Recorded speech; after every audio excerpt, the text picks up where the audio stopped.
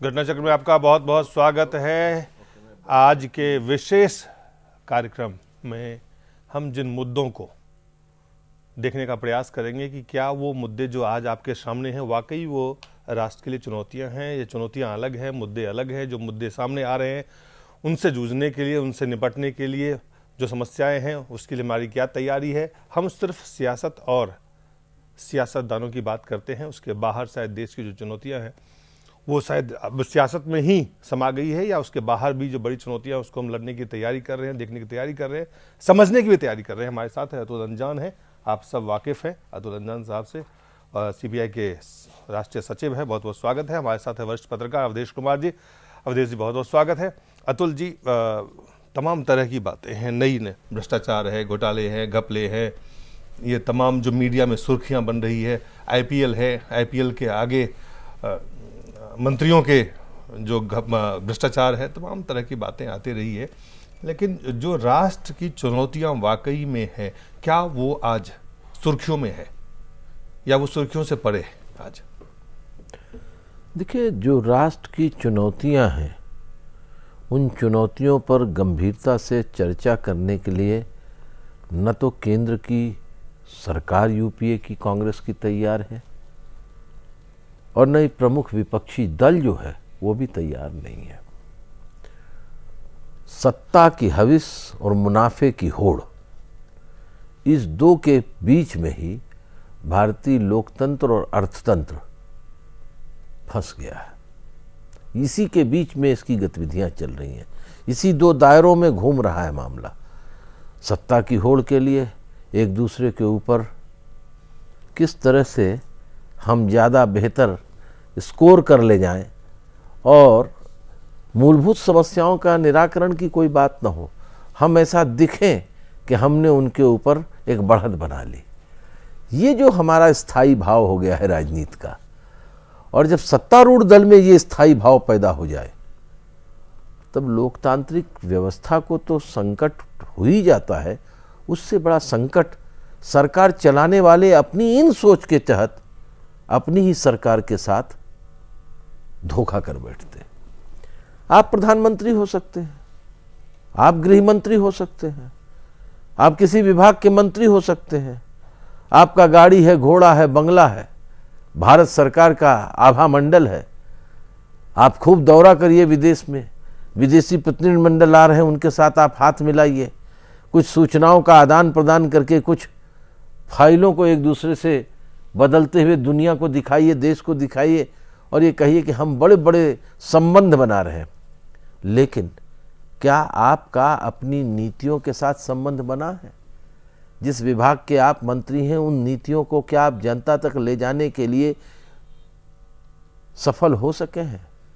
और अगर सफल हो सके हैं तो कहाँ तक वो पहुँचे हैं? और अगर सफल नहीं हो पा रहे हैं, अधिकांश में नहीं हो पा रहे हैं, तो आपके सामने क्या दुर्द संधियां हैं या समस्याएं हैं, या आपको जिसको कहते हैं कि आप किन स्थितियों में रह करके उन समस्याओं से निपटने की कोशिश कर रहे हैं। और उससे बड़ी बात, जब आप अपने साथ ही धोखा करते हैं तो ये ब्यूरोक्रेसी जिसको कहते हैं, अफसरशाही जो अंग्रेज दे गए हैं, ये बड़ी ऊंची चीज है। ये इस किस करवट है ये समझ में नहीं आता। ये मंत्री बदलते हैं तो अपना ये मेरुदंड बदल देते हैं, इनकी लचक बड़ी बदल जाती है। भारतीय प्रशासनिक व्यवस्था जो है एक इतनी भ्रष्ट और नाकाम व्यवस्था है, लेकिन इसके खिलाफ लड़ने का मन बनाने के लिए किसी राजनीतिक नेता और किसी सरकार में अभी तक हिम्मत नहीं हुई है। और इस देश के अंदर अगर 100 रुपए की घूस बंटती है तो 90 रुपए प्रशासनिक व्यवस्था में खर्च होते हैं और 10 रुपए पॉलिटिकल पार्टीज की तरफ बंटते हैं सभी तरह में। लेकिन वो पॉलिटिकल पार्टीज जो हैं जिम्मेदार हैं, जनता के प्रति उत्तरदायी हैं, वो उसका हिसाब देने के लिए उत्तरदायी हैं। लेकिन ये 90 रुपए के नोट जो लोग कहा जाते हैं 100 में 90 रुपए, वो कहीं से भी जवाबदेह नहीं बनते। और आप देखिए कि कितना भ्रष्ट है ये, कि मध्य प्रदेश के अंदर लोकायुक्त छापा मारते हैं, एक चपरासी के यहाँ 23 करोड़ रुपया निकलता है। मध्य प्रदेश के अंदर पति पत्नी जो IAS अफसर हैं उनके यहाँ सैकड़ों करोड़ रुपए मिलते हैं। कितने टन सोना मिलता है। ये कुछ पतीली के चावल हैं, आप इससे पूरी पतीली का अंदाज कर सकते हैं। लेकिन न तो मनमोहन सिंह में और न अटल बिहारी वाजपेयी में किसी में क्षमता ही नहीं पैदा हुआ कि जो इस ब्यूरोक्रेसी की गर्दन पर हाथ रखे और कहे कि जो काम दिया गया है और जो नीतियां संसद से पारित हैं, जो योजनाएं हैं, उसे लागू करो वरना रास्ता दिखा दिया जाएगा। जी अवधेश जी, आपने अतुल जी की पूरी बात सुनी जी। जो सवाल है कि क्या हम जो राष्ट्र के सामने चुनौतियां हैं उसको आज सुर्खियां बना रहे हैं या सुर्खियों से वो बाहर चला गया है? कुछ ऐसी चीजें हैं जो चुनौतियां नहीं है, जो मुद्दे नहीं हैं, जो नॉन इश्यूज हैं, उसको इश्यू बना के देश के सामने परोसा जा रहा है। अतुल जी की जो बातें थी वो किसी भी भारत के हित की चिंता करने वाले व्यक्ति उसी प्रकार से बोलेगा, अपनी भावनाएं अभिव्यक्त करेगा। लेकिन आपने आज जो ये भारत की चुनौतियों जैसा प्रश्न रखा है, ये वैसे ही है जैसे कोई बाढ़, भूकंप और तूफान से कोई स्थान जर्जर हो गया है और वहां जाके पूछा जाए कि कोई चुनौती है क्या। जो आपका प्रश्न है दिलीप जी, देखिए जो बनी बनाए धारणाएं हैं, अगर आप उससे अलग हो जाएंगे, जो हम लोगों ने प्रचार तंत्र के माध्यम से जो एक माया पैदा कर दिया हुआ है भारत के संदर्भ में पूरे देश में, उससे जरा अपने को अलग कर देंगे तो साफ दिखाई देगा कि हमारा भारत इस समय केवल संकटों, समस्याओं और चुनौतियों का ही देश रह गया है। और इसका जो सबसे बड़ा संकट मुझे यह समझ में आ रहा है कि अब जो सामने समस्याएं और चुनौतियां देख रहे हैं, उनसे निदान के रास्ते धीरे धीरे बंद होते दिख रहे हैं। अतुल जी ने राजनीतिक नेतृत्व, वर्तमान राजनीतिक नेतृत्व की बात की और नौकरशाही की बात की। ये तो निश्चित रूप से संसदीय लोकतंत्र में देश को संकट और चुनौतियों से उबारने का, संकट और चुनौतियां हैं क्या जो आप कह रहे हैं सुर्खी से परे, उसको भी देश के सामने लाने का, उसके निदान के लिए देश में विचार विमर्श करने का, वातावरण बनाने का उसकी जिम्मेवारी होती है। जब हमारे देश का राजनीतिक नेतृत्व ही दिशाहीन है, विचार शून्य है, जनता से उठ करके आने वाले नेता हमारे देश में अब संसद तक, विधानसभा तक पहुंचने ही नहीं रहे हैं, तो फिर जो चुनौतियां हैं वो सुर्खियों में आएंगी कैसे? और जिनको लाने का काम है प्रचार तंत्र का, वो बाजार पूंजीवाद के आने के बाद जो सरोकार हम सब लोगों का, पत्रकारों का, मीडिया के घरानों का बदला है, उसमें जो मुद्दे हैं नहीं, उनको लगातार अपनी प्रचार की ताकत से मुद्दा बना देना, उसी पर देश में बहस करा देना, संपूर्ण देश को उसी पर आलोड़ित किए रहना, इसमें उनकी भी भलाई है, देश के पूंजी शाहों की भी भलाई है, राजनीतिक नेतृत्व की भी भलाई है और उसमें उसी में नौकरशाहों की भी भलाई है। इसलिए जो मुद्दे हैं वो वाकई सुर्खियों में नहीं आते हैं, जो नहीं मुद्दे होते हैं वो इस समय हमारे बहस और सुर्खी में रहते हैं। जब वो जो चुनौतियां हैं, जब कोई बड़ा विस्फोट हो जाता है, तब हम लोग 5 दिन 7 दिन उसको मथते हैं और फिर उसको भूल करके अपने पुराने ढर्रे पर आ जाते हैं। मैं ये मानता हूं कि आजादी के बाद जो 2013 में हम सब लोग बैठे हैं, वैसे तो 1991 से ही संकट का बीजारोपण हो गया था। ऐसा नहीं था कि 1991 के पहले सब कुछ ठीक था, लेकिन 1991 के बाद जो हमने नीतियां अपनाई है, उसने तो सारी मर्यादाओं को, बंधनों को, मान्यताओं को, जीवन जीने की परंपरागत जो साधन थे, सोच थे, उन सबको जैसे नष्ट भ्रष्ट कर दिया है और उनकी जगह, उनके विकल्प के तौर पर हमारे सामने ऐसा कुछ उपस्थित नहीं है जिससे उनके ध्वंस की भरपाई हो सके। जी पुष्पेंद्र, अतुल भाई की पूरी बातों को आपने नहीं सुना, लेकिन जो बात को उन्होंने समराइज किया कि जो नेतृत्व और की जो बातें, जो यूपीए की सरकार है या चाहे विपक्षी जो मुख्य दल है, वो जो देश की मूलभूत समस्याएं हैं या चाहे चुनौतियां हैं, उस पर वो बातचीत ही नहीं कर रहे हैं। उससे वो कहीं ना कहीं एक अलग थलग है, उसके पीछे कई सारी बातें हैं। जो नौकरशाह के बारे में बात वो आपने सुना, जो अवधेश जी ने बात की, क्या हम वाकई आज जो कह रहे हैं कि हम एक आज अगर ऐसी स्थिति में पहुंचे हुए हैं जहां पर कि जो असल के चाहे वो मुद्दे हों, चाहे वो चुनौतियां हों, उनसे हम मीडिया भी, न सिर्फ राजनेता, नौकरशाह, व्यवस्था, बल्कि मीडिया भी उससे अलग हो चुका है। देखिए, एक तो बात मैं कहूँ कि इस देश में ये बड़ी गलतफहमी है, ख़ासतौर से आवाम को, कि वो सत्ता बदल देता है, इसका मतलब है व्यवस्था बदल जाती है। इस देश में सत्ताएं बदली हैं, व्यवस्था नहीं बदली है। व्यवस्था जो आज से 60 साल पहले थी, जो 50 में थी, जो 80 में थी, जो 90 में थी, 93 में थी, और उसका डिग्रेडेशन हुआ है। कहीं पर भी कोई किसी भी राज्य को ले लीजिए, वहां सत्ता परिवर्तन हो गया, साहब ये बुरे हैं, लालू प्रसाद को हटाइए तो फलाने प्रसाद को लाइए, बिहार उत्तर प्रदेश में मायावती को हटाइए तो मुलायम को लाइए। लेकिन वो जो एसएचओ है, वो जो कांस्टेबल है, जिसका जनता से डे टू डे आना जाना है, वो वही है, उसका कोई नहीं बदला। उसका नगर पालिका की सफाई और सड़क की सफाई और बिजली और खंबा वो नहीं बदला, वो वहीं का वहीं रहता है। सिर्फ ये होता है कि सत्ता के कुछ दलाल जो मुलायम सिंह के साथ होते हैं, वो हट के मायावती के पास आ जाते हैं, मायावती से के राजनाथ के पास चले जाते हैं, फिर वो मोदी के पास चले जाते हैं, वो मनमोहन सिंह के पास चले जाते हैं, वो विकसित सर्किल वही रहता है। जो दूसरा आप बात कह रहे हैं कि क्या इस देश के नेताओं की छोड़ दें आप बात, हम इस देश के नेताओं को ही कर्णधार क्यों मान रहे हैं कि देश वही सब कुछ तय करेंगे? क्या इस देश की जनता इस बात के लिए आंदोलित है कि हमारे असली मुद्दे हैं क्या? वो हैं क्या चुनौतियां? हम किस चीज के लिए लड़ें, किस चीज की मांग करें? क्या इस देश में जिस संचार माध्यम की बात आप कर रहे हैं, जिस पत्रकारिता की बात आप कर रहे हैं, उसमें जो लोग क्रांति लाने के लिए आते हैं और बड़े बड़े भाषण देते हैं, बड़े बड़े डिस्कशन में चीजें कहते हैं, क्या आप उनसे ये पूछेंगे कि आपका अपना एजेंडा क्या है? आज जितने डिस्कशंस देखिए टेलीविजन के ऊपर, एक छोटी सी मिसाल है कि अभी मामला आईपीएल का चल रहा है। आप बताएं कि जैन टेलीविजन पिछले 7-8 कार्यक्रम आपने किए और आप लगातार इस पूरे मुद्दे पे ये नहीं कह रहे हैं कि साहब इस्तीफा जो है वो श्रीनिवासन को दे देना चाहिए। क्या इस पूरी जो व्यवस्था है बीसीसीआई के अंदर, जो पैसा है, उस पैसे का जो लस्ट है, उसको राजनीतिक सुख भोगने का एक अंदाज है, क्या कोई उस पर हमला कर रहा है? क्या कोई उससे सवाल पूछ रहा है? श्रीनिवासन बीसीसीआई के एक इलेक्टेड प्रेसिडेंट हैं, उनका दामाद किसी चीज में इन्वॉल्व हो, पकड़ लिया गया।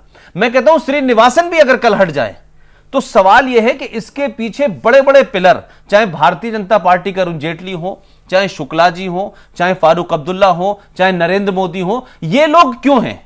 क्या समाज सेवा के लिए? क्रिकेट के बड़े खिलाड़ी हैं, क्रिकेट के गुण सिखाने के लिए? ये सब लोग उस पूरी विशेष सर्किल के प्रॉफिटेबल लोग हैं जिनको वहां से पैसा और उससे जो शक्ति है वो मिलती है। और इसलिए तमाम दबाव के बाद भी पूरी बेशर्मी के साथ यह व्यवस्था को नहीं तोड़ना चाहते। यह श्रीनिवासन के इस्तीफे को इस देश के मीडिया घरों ने ऐसा लग दिया है कि अगर श्रीनिवासन इस्तीफा दे देंगे तो सारी समस्या साफ हो जाएगी। तो इस देश का मीडिया, खासतौर से टेलीविजन मीडिया और खासतौर से अंग्रेजी मीडिया में अगर कहूं कुछ हद, तो वो इस बड़े माफिया के अंदर वो भी एक बड़ा रोल है। किन मुद्दों को छुपाया जाए, किन मुद्दों को बढ़ाया जाए, किसको राष्ट्र के सामने चुनौती बना दी जाए, किसके सामने ऐसे संकट बनाया जाए कि नरेंद्र मोदी इस देश के प्रधानमंत्री बनेंगे, तो मीडिया सुबह शाम प्रचार कर रहा है। यह कोई नहीं पूछ रहा कि नरेंद्र मोदी क्या थे क्या नहीं है और दूसरे नेता क्या थे क्या नहीं ना। इस बीच में, इस लड़ाई में वो आम नेता जो जमीनी लड़ाई लड़ रहा है, जो लोगों के बीच में जाके लड़ रहा है, जिसके पास कॉर्पोरेट घराने नहीं है, वो शायद समझते हैं कि मुद्दे हैं क्या, वो मुद्दे समझते हैं, लेकिन वो बेचारे उस कॉर्पोरेट घराने के उस टेलीविजन में नहीं जा पाते, उनको जगह ही नहीं है। अतुल जी, आप लगातार जमीन पे जाते हैं, लोगों के बीच रहते हैं, गरीब मजदूर, गरीबों की बात करते हैं, ग्रामीण से लेकर शहरी इलाकों तक उनके साथ रहते हैं। देखिए भाई, जो चुनौतियां हैं, अगर उनके तरफ से आप उनसे मिलते हैं, जानते हैं, जो चुनौतियां हैं वो हैं क्या आज? दिलीप जी, पुष्पेंद्र जी और अवधेश जी, मैं त्रिकोण का चौथा कोण हूं। न मैं कांग्रेस हूं न बीजेपी हूं। अच्छा है बुरा है, एक विचारधारा है जिसको कहते हैं कम्युनिस्ट विचारधारा। वो विचारधारा वो नहीं जो छत्तीसगढ़ में चल रही है, उससे हमारा लेना देना नहीं है। उस विचारधारा से कोई लेना देना नहीं है। हम उस विचारधारा के लोग हैं जो कहते हैं जितना हद तक हो सकता है उसको करते हैं। और इसीलिए आज़ादी के 65 साल के बाद आज भी हमारे ऊपर कोई हवाला दिवाला का चक्कर नहीं चला है। हमने इस देश में 10 मुख्यमंत्री दिए हैं और 3 राज्यों में आते जाते रहते हैं। 34 साल तक का एक विश्व का इतिहास बनाया पश्चिम बंगाल में। पश्चिम बंगाल जो है वो एक तरीके से कहा जाए कि फ्रांस और हंगरी को मिला देने के बाद भी उसकी आबादी से बड़ा है।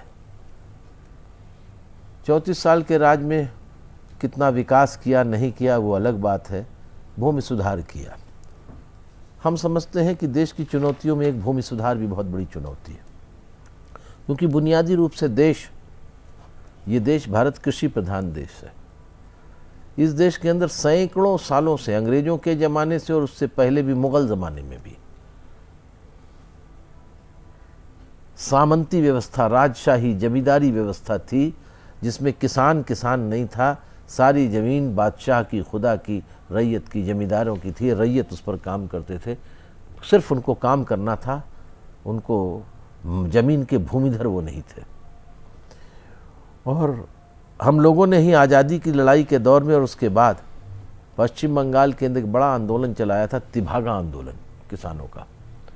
वो तिभागा आंदोलन इसलिए था कि उस ज़माने में जमींदार, किसान काम करते थे खेतों पर उनके, और 3 हिस्सा जो फसल होती थी वो जमींदार ले लेता था।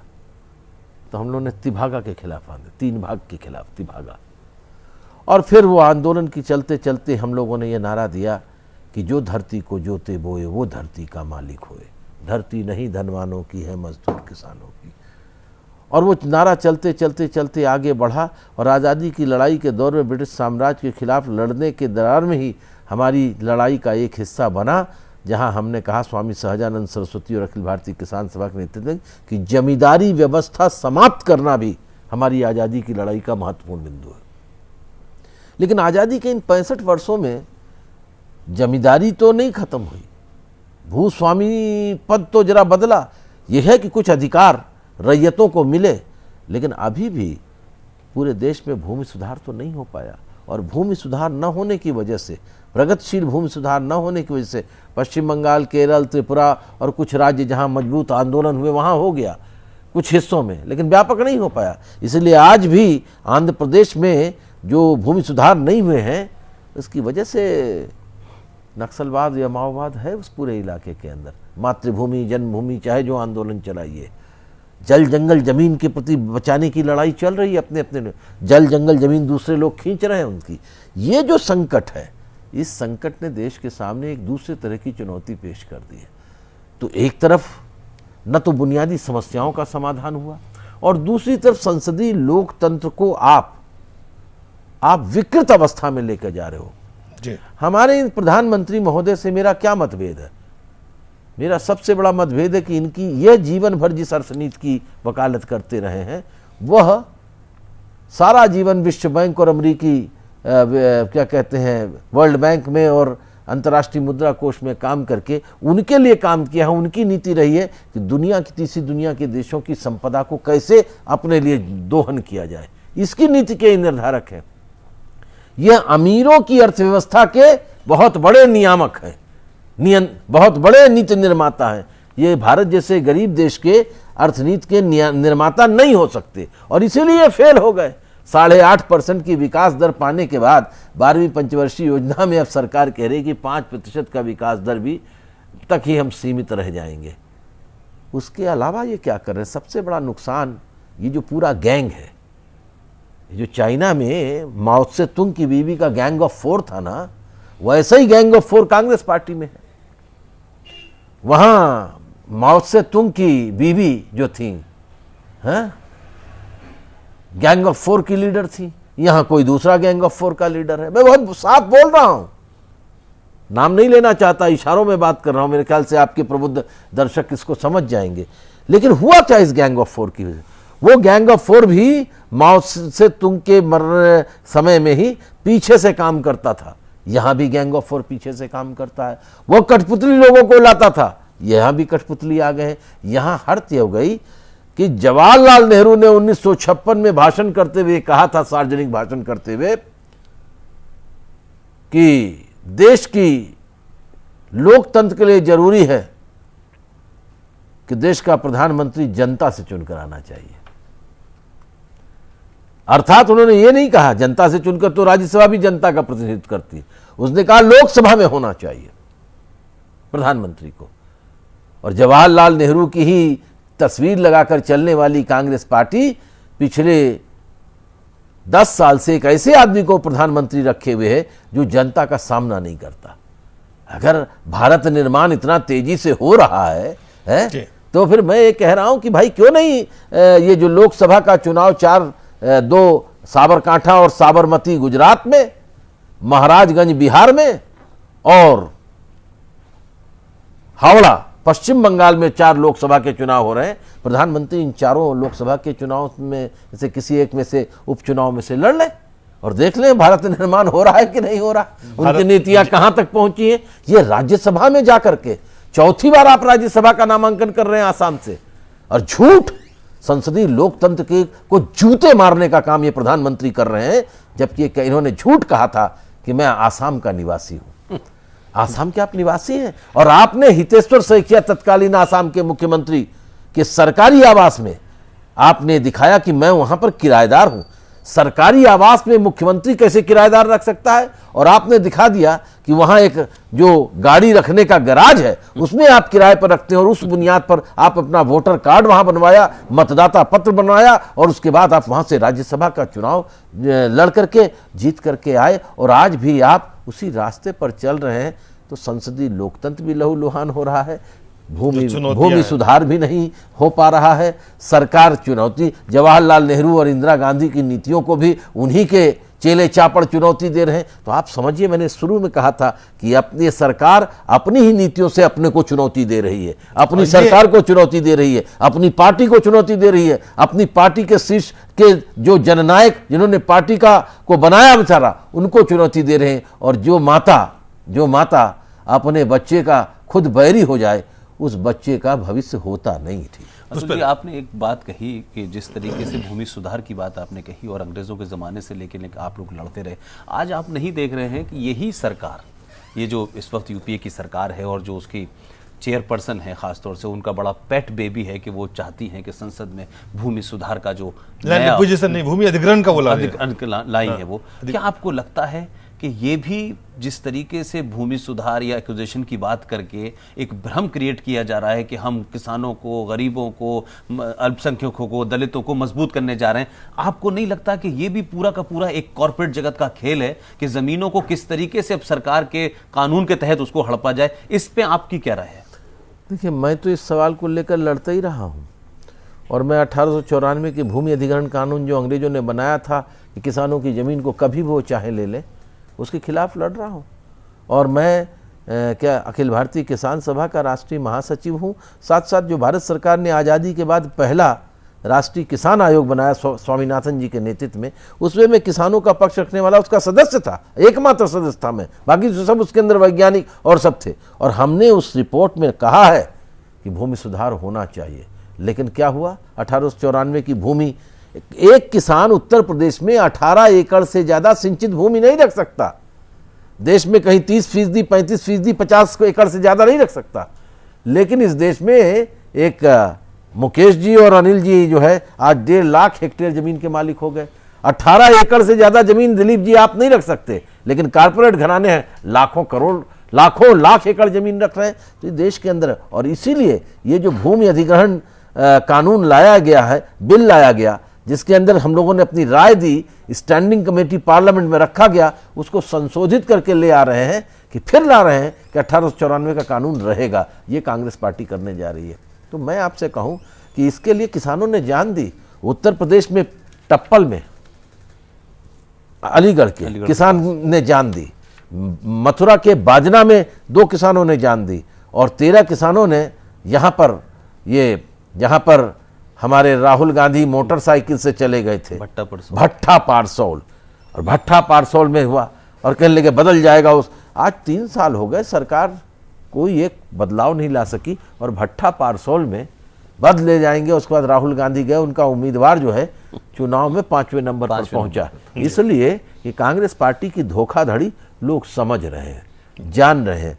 कांग्रेस पार्टी की धोखाधड़ी नहीं है, यह पूंजीवादी व्यवस्था और पूंजीवादी व्यवस्था को चलाने वाले नौकरशाह, बड़े देसी परदेसी पूंजी और मध्यमार्गी राजनीतिक दलों का जो एक गठजोड़ है। जी अवधेश जी, तमाम चुनौतियों, खास करके जो बातें अतुल जी ने कही, एक तो संसदीय लोकतंत्र को जिस तरह से, जिसमें विकृतियां उसमें आ रही है, वो बात उन्होंने कही, जो भूमि सुधार की बात कही, साथ ही सत्ता पक्ष और विपक्ष की जो साठगांठ, जो एक मध्य मार्ग है, उसके साथ जो पूंजी का एक साठगांठ हुआ है, उसको लेके ये तमाम चीजों को जोड़ने से चुनौतियां निकलती हैं।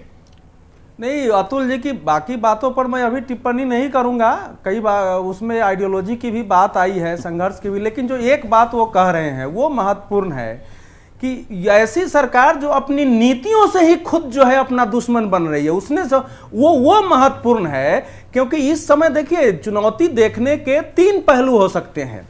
एक तो है कि स्थूल स्तर पर, जिसको हम आंकड़ों में देखते हैं कि आखिर ये प्रधानमंत्री अर्थ के विशेषज्ञ हैं, वित्त मंत्री अर्थ के विशेषज्ञ हैं, जो उनकी कसौटी है उसी पर उन्होंने समस्त देश की अर्थव्यवस्था को कहां पहुंचा दिया है।